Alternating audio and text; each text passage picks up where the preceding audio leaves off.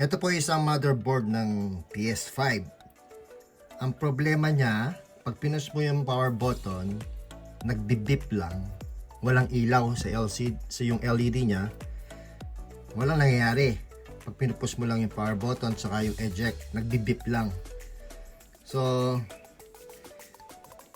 sa pagdadiagnose natin, itong F7001, which is fuse yan, busted.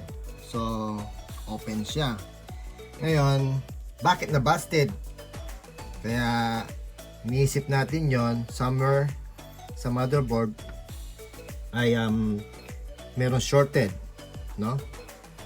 So, ang nakita natin shorted ay isang capacitor, which is this one, no? Ito. Paano natin nalaman shorted yan? So, magi-inject tayo ng 5 volts dito, no? Dito. Tapos, lalagyan ko ng 100% alcohol, no? Para malaman natin. So, ang hinula ko, yung mga area na yan, tapos dito, walang umuusok habang ini-inject ko siya ng 5 volts, no? Tingnan nyo, no? Inject natin ng 5 volts. Tatasan ko siya. O, yan, no? Makikita nyo, nagmumove yung alcohol dito, no? Tatasan ko, ha? Tingnan nyo, ha? Medyo zoom natin konti. Itong ano? Ito. No? Tatasan ko, ha?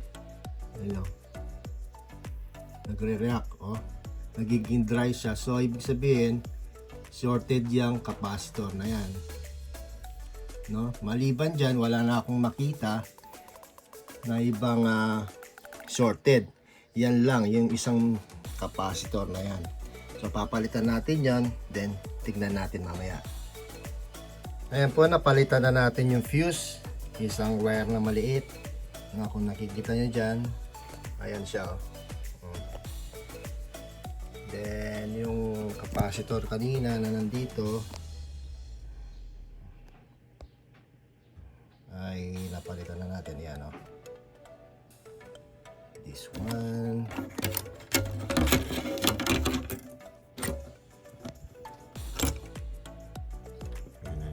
Ito. No? Palitan natin. Okay, testing natin ngayon. Isisit, pansit. Kaya natin, saksak na natin yung power cord. Nakasaksak yung LED, nakasaksak yung mga switch, no, yung eject, tsaka yung wala pa yung motherboard lang yung nakasaksak. So, check natin yung power button. Tumunog. Oops, may LED na. Kanina walang LED. So, I think maandar na po. I-assemble natin, then check natin sa monitor. Okay, final testing natin. Nakasaksak na HDMI, tsaka sa yung power cord. Turn on. Ayan, may ilaw. Dati wala, deep lang, no? So, I think maraming ganitong may sakit ng mga PS5, no?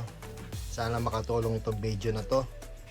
Ayun, meron na siyang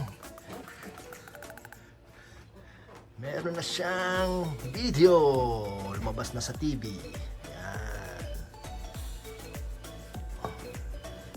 Okay. Maraming salamat po. Babush!